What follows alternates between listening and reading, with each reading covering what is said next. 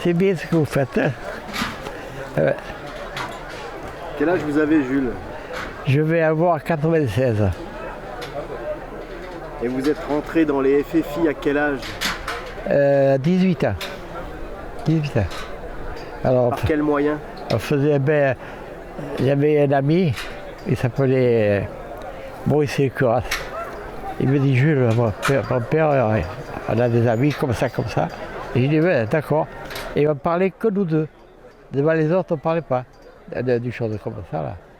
Il n'y avait que nous deux, c'est lui qui me tenait au courant un peu. Et puis après, alors, il m'a dit que c'était les responsables, Boris et Michel, André Bochière, tout ça. Et après, ils ont compris que j'étais là-dedans. Quoi. Et Bochière, il m'a dit, Jules, tu sais conduire? Il faut que tu prennes la voiture à Glazy, je ne me rappelle plus. Enfin, et tu nous mènes à Draguignan. Alors, j'ai pris la voiture, je n'avais pas le permis, hein, mais je savais conduire. Bochière est monté devant avec moi, derrière Boris et Michel.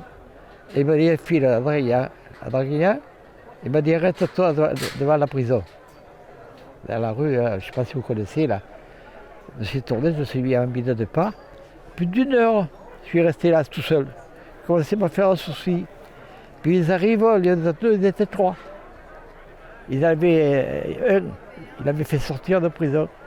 Ils ont monté, il était marrant, Jules. À l'époque, il n'y avait pas beaucoup de monde. Hein. Le boulevard était petit. On est parti, on est passé à la boîte. Bochier est arrêté chez lui. Il a pris une valise, il fait une chose là. Et là, il est passé aux arcs. Aux arcs, le commandant Blanc. Il était habité aux arcs. Et après ça, il m'a dit arrête-toi. Il était allé dire la bise à sa femme. Et elle est direction Marseille. À l'époque, il n'y avait pas d'autoroute. Et moi, je ne connaissais pas. Alors il m'a expliqué, tu passes par sur le Luc, enfin, j'ai tout continué. Il est arrivé à Marseille, dans les escaliers, devant les escaliers là. Il m'a dit arrête-toi là.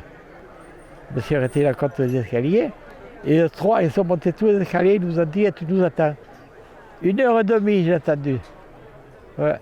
J'ai dit putain, ils m'ont laissé. Et moi je ne connaissais pas, j'ai dit je vais me perdre. Puis hop, je les vois arriver. Il m'a dit Jules, on a eu du retard, maintenant, allez. Il fallait qu'on arrive à la motte avant 9h. Parce que le couvre-feu dans le vent. Hein, c'était 8h25. Elle est un peu plus allumée. Et la voiture, vous savez, elle avait 12 km.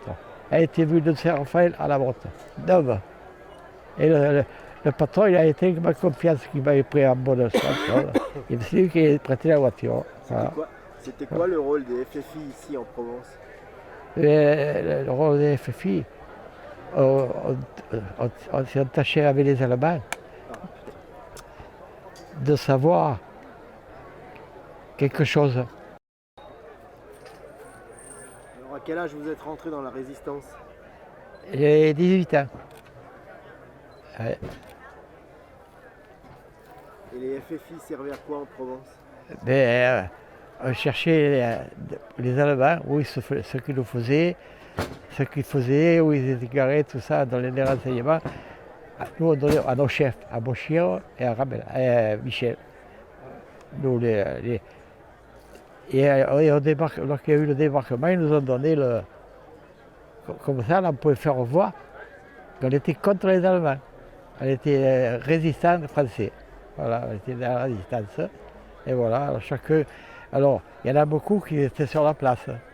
Mais le plus dégourdi, il était envoyé d'un côté de l'autre. C'était moi. Oh, ouais, ouais. Et pour les planeurs, il m'a envoyé ici, que personne ne connaissait. Oh, on est venu de la boîte tout en courant. Hein. C'est pas maintenant que je courais. Oh, bon, tout en courant. De retour, il m'a dit, Jules, tu es là, il faut que tu montes au bout de la colline. En gros. Il y a 20 militaires américains qui sont... Il y a la charbonnière, on est. Sur la charbonnière, tu le prends et tu le descends ici sur la place. Allez, je suis parti en courant, là-haut. Il m'a dit d'appeler un autre pour qu'ils me comprennent. Et alors, tous ils sont. Et ils ont quitté leur parachute et on est parti en courant à la place de la botte. Parce que j'arrive à la place de la botte, ils étaient à Bochier, voilà. Il m'a dit, maintenant tu les prends et tu vas libérer Valborges. Puis qu'il y en a le 21, tu prends 10 pour le domaine et 10 où il y a le dépôt de carburant. Alors on part, en courant, on va monter la colline là-bas. Fait. Et dans je m'arrête, j'ai dit voilà, en français, j'ai expliqué 10, et il y avait 10 de ce côté. Il lui expliquait d'aller au château, qu'il y avait les Allemands, les officiers. Et les autres 10 de l'autre côté, ils me suivaient moi. Alors, on est partis et ils avaient le choix pour se parler. J'avais dit, donc on sort là-bas, tu appelles, il attaque. Et effectivement, et donc, on traverse la route, on voit un Allemand mort. Sur le bord de la route, d'une main il avait le tomate, de l'autre main le carotte. Je suis là, ça fait rire, on fait. Et là, il a parlé, et il a tenu 2 ou 3 coups de feu. Là, ça a été vite fait, les Allemands, ils se sont mis au rendu. Et nous, là aussi, il y avait deux grands bâtiments en bois, là. Et un a voulu, il a été blessé, et ils se sont tous rendus. Et je suis retourné à la Bretonne, voilà, c'est ce qui est passé comme ça. Il y en avait beaucoup Et de FFI en Provence. Et après, ça c'était l'après-midi, non, le matin. Et l'après-midi, à 2 heures, il y en a 3.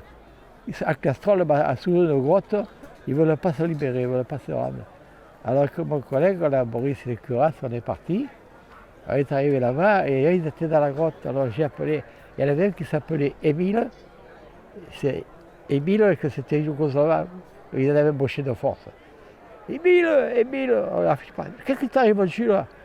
J'ai dit, maintenant, tu es libre. Oh, j'ai dit, oui, tu es libre. Et les Américains, ils ont débarqué, peut-être. Ils est rentré, et ces 3 collègues, ils les ont fait sortir avec leur fusil. Et ils nous ont donné, moi j'étais avec mon collègue Maurice Curas, on a pris les 2 fusils, et on les a menés au domaine de Clastron, qui avait encore des prisonniers allemands. Ils les ont amenés là, et ils m'ont dit merci, et elle est partie. Elle est partie, et l'après-midi, ils nous ont emmené en plus, je ne sais pas pourquoi, le camion. Et le lendemain, on était allé voir lui. Il y avait le ravitaillement des Allemands, Franco-Balme. Ouais. Et avec mon collègue, j'ai fait demain matin. On avait un collègue, Jules Achard s'appelait. Il avait un petit camion. J'ai dit, on va lui dire s'il veut nous mener.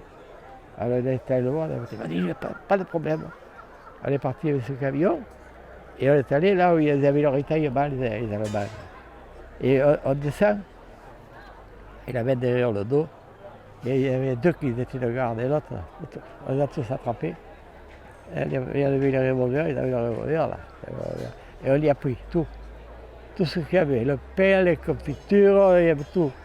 On a chargé le camion. On est allé à la motte, on a ouvert un garage. Et moi je me suis mis là, tous les motos ils venaient chercher à manger. Et le soir j'arrive à la maison, ma mère me dit, qu'est-ce que ça va apporter pour nous? J'ai dit, il n'y avait plus rien. Et il ne m'a pas gardé un morceau de pain pour moi. J'avais tout donné. Tout. Ils étaient tous contents. Là,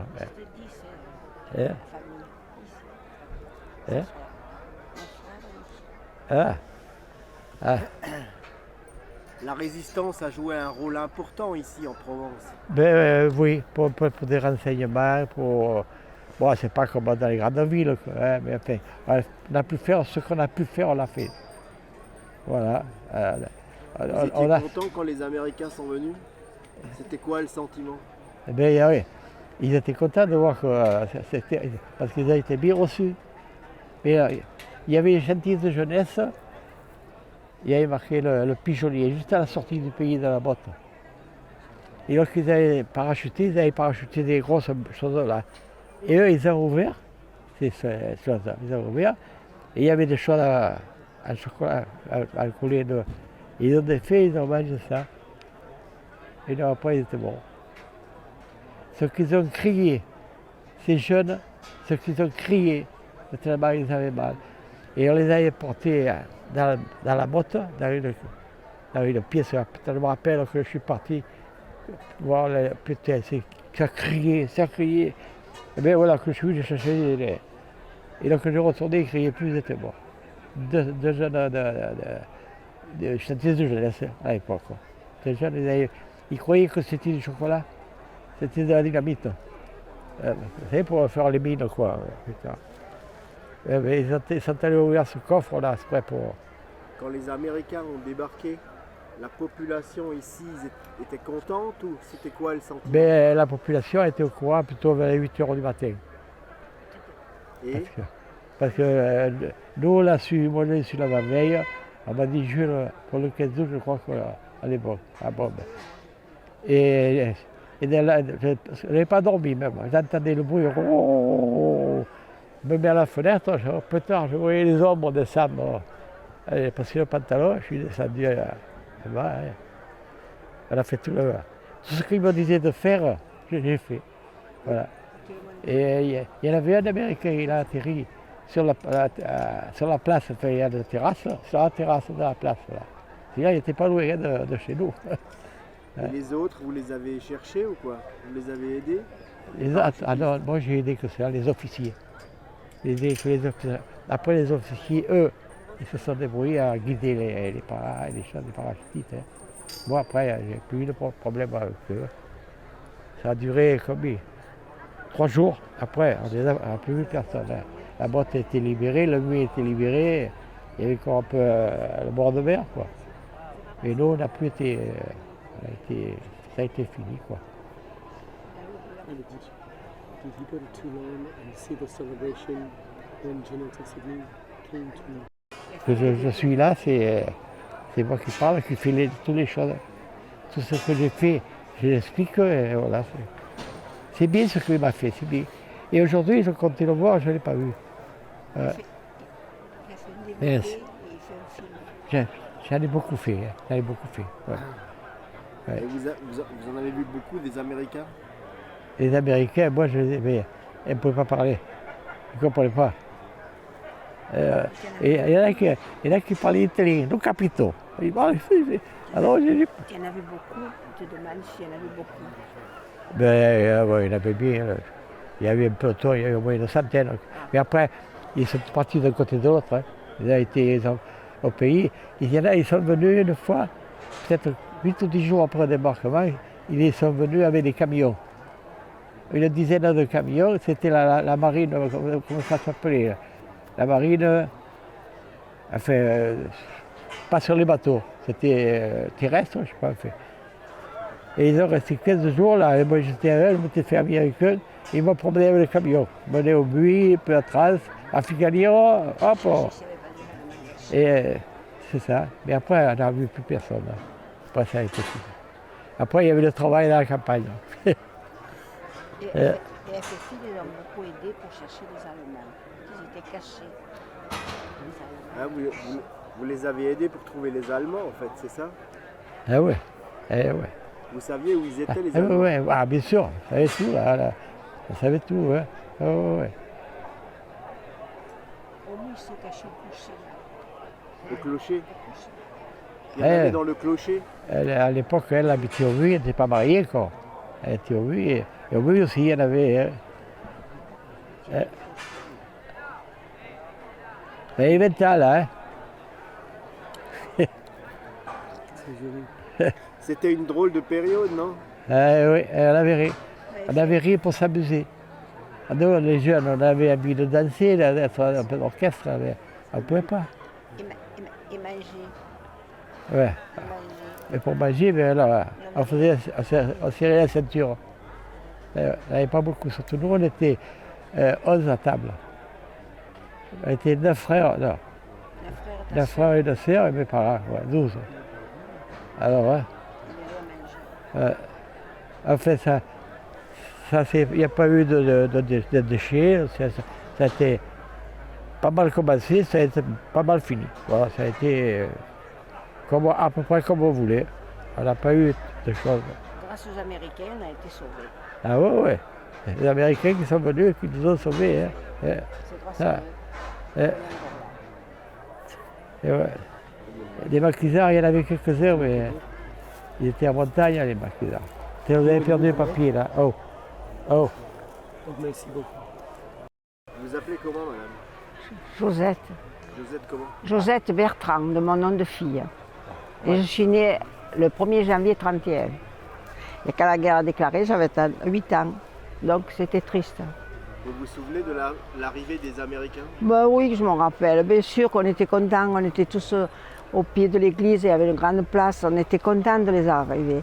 Mais ces salauds d'Allemands, ils étaient au clocher, ils ont tiré dessus, ils ont tué des personnes comme ça, que la guerre était finie.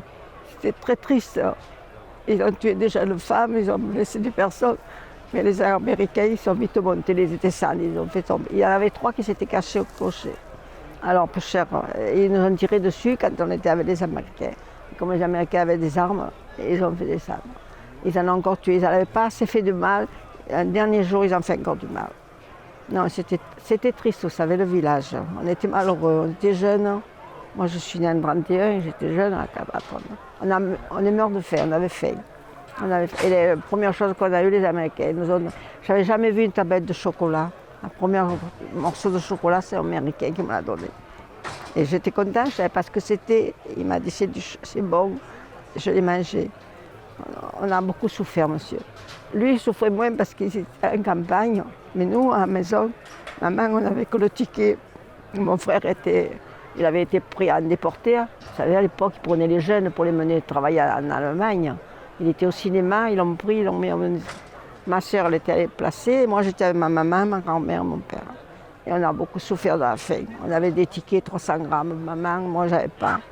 On a beaucoup souffert. Heureusement on a été occupés beaucoup, nous. On a eu les Noirs, on a eu comment ils appellent, les Italiens. Après, on a eu les Allemands. Et le meilleur qu'on a eu, c'est les Américains. Ils sont venus nous délivrer. Eux, alors là, ça a été la joie. Ils étaient gentils, ils nous ont donné à manger. On ne savait même pas ce que c'était. Moi, on pleurait tous. Voilà. Et je me rappelle, maman m'avait menée chez une amie à la campagne parce qu'on entendait murmurer que ça allait débarquer la nuit. Et j'étais à la campagne et il tombait des parachutes dans la campagne. Et il y en avait 2 qui sont atterris où j'étais là. Un, il avait le parachute, vous savez, un peu vert un peu là, et un, il était tout blanc. Et ils nous ont arrêtés chez nous, ils nous demandaient où il y avait la commandature. Alors, le monsieur où j'étais, il lui a expliqué, mais peu cher, c'était loin, j'avais peur qu'il se fasse tuer. On nous a expliqué. Et...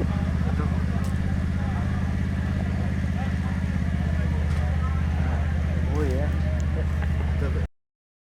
il y en a 2 qui ont atterri chez vous? Oui, à la campagne où j'étais chez le monsieur.